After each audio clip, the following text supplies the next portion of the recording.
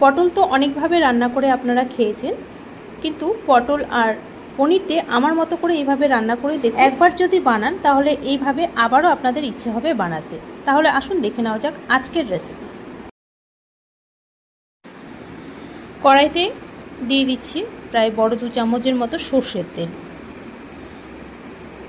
তেল গরম হলে প্রথমে আমি এর মধ্যে আলুটা ভেজে নেব। একটা মিডিয়াম সাইজের আলুকে ছোট ছোট টুকরো করে কেটে নিয়েছিলাম। আলুটা দিয়ে দিচ্ছি।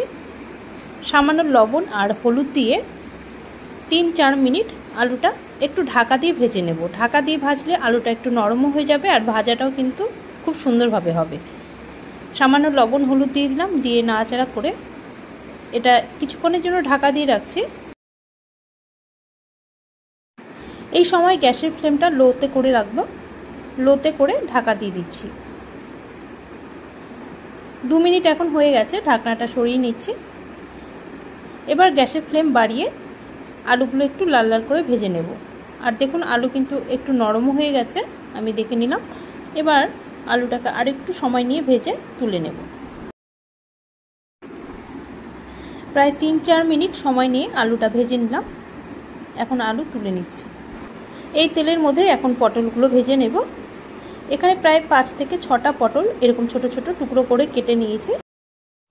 এই পটলগুলো কিন্তু আমি ফ্রেশ নেইনি, ফ্রিজে কয়েকদিন রাখা ছিল, তাই একটু হলুদ হয়ে গেছে। আর পটল ভাজার সময় আমি হলুদ দেব না, সামান্য লবণ দিয়ে দিলাম। দিয়ে পটলগুলো একটু নরম করে ভেজে নেব। একটু ঢাকা দিয়ে রাখছি।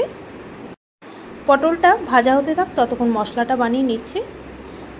এখানে 4টে কাঁচা লঙ্কা, ছোট 3 টুকরো আদা আর প্রায় 7 থেকে 8টা কাজু বাদাম নিয়েছি। সবগুলো একসাথেই দিয়ে দিচ্ছি মিক্সার জারে। এখানে কাজু বাদামের পরিবর্তে আপনারা চিনে বাদামও নিতে পারেন। অল্প জল দিয়ে এর একটা মিহি পেস্ট বানিয়ে নেব। তো পেস্টটা তৈরি হয়ে গেছে, এটা এক সাইডে রেখে দিচ্ছি। আর এদিকে পটলও দেখে নিচ্ছি। মাঝের মধ্যে দুবার ঢাকনা খুলে খুলে একটু নাড়াচাড়া করে নিয়েছিলাম। আর এখন দেখুন পটল কিন্তু অনেকটাই ভাজা হয়ে গেছে, বেশ লাল লাল হয়ে গেছে পটলগুলো। এবার তুলে নিচ্ছি। প্রায় 3 থেকে 4 মিনিট সময় নিয়ে আমি পটলগুলো ভেজে নিলাম। পটলগুলো ভাজা হয়ে গেছে। এবার কড়াইতে আরও একটু তেল দিয়ে দিচ্ছি। বড় 2 চামচের মতো তেল দিয়ে দিলাম। তেল গরম হলে এবার একটা শুকনো লঙ্কা ফাটিয়ে দিয়ে দিলাম আর একটা তেজপাতা দিয়ে দিলাম ছিঁড়ে। সামান্য গোটা জিরে দিয়ে দিলাম। কয়েক সেকেন্ডের জন্য ফোড়নটা একটু ভেজে নিচ্ছি। ফোড়ন ভাজা হলে যে পেস্টটা করে রেখেছিলাম সেটা এর মধ্যে দিয়ে দিচ্ছি। অল্প মিক্সিং জারে জলও দিয়ে দিলাম। দিয়ে এটাকে একটু নাড়াচাড়া করে যেতে হবে ঘন ঘন, কারণ এর মধ্যে কাজু বাদাম আছে, তলায় ধরে যেতে পারে, তাই একটু ঘন ঘন নাড়াচাড়া করে নিচ্ছি। 1 মিনিটের মতো নাড়াচাড়া করে নিয়ে এবার এর মধ্যে দিয়ে দিচ্ছি ছোটো 1 চামচ জিরের গুঁড়ো, ছোটো 1 চামচ ধনের গুঁড়ো, দিয়ে দিচ্ছি ছোটো 1/2 চামচ লঙ্কার গুঁড়ো, ছোটো 1/2 চামচ হলুদ গুঁড়ো, দিয়ে দিচ্ছি ছোটো 1/2 চামচ লবণ বা স্বাদ মতো লবণটা দিয়ে দেবেন। একটু জল দিয়ে দিচ্ছি যাতে মশলাটা ধরে না যায়। আরও 1 থেকে 1.5 মিনিট মশলাটা একটু কষিয়ে নিচ্ছি লো টু মিডিয়াম ফ্লেমে। মশলার থেকে দেখুন এখন তেলটা ছেড়ে গেছে আর মশলা কিন্তু ভালো মতো কষানো হয়ে গেছে। এই সময় এর মধ্যে আমি প্রায় 100 গ্রামের মতো পনির গ্রেট করে দিয়ে দেব। এই রান্নাতে পনির খুব বেশি লাগে না, অল্প পনিরেই কিন্তু রান্নাটা করে নেওয়া যায়। তো গ্রেট করে দিয়ে দিলাম পনির। দিয়ে পনিরটা একটু মশলার সাথে একটু কষিয়ে নিচ্ছি 1 মিনিটের মতো।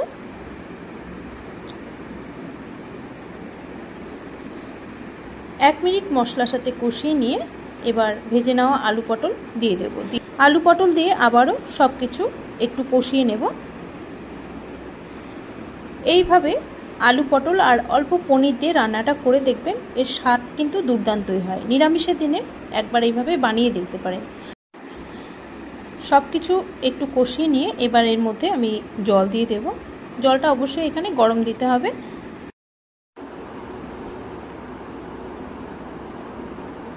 তো একটু কষিয়ে নিয়ে জল দিয়ে দিচ্ছি।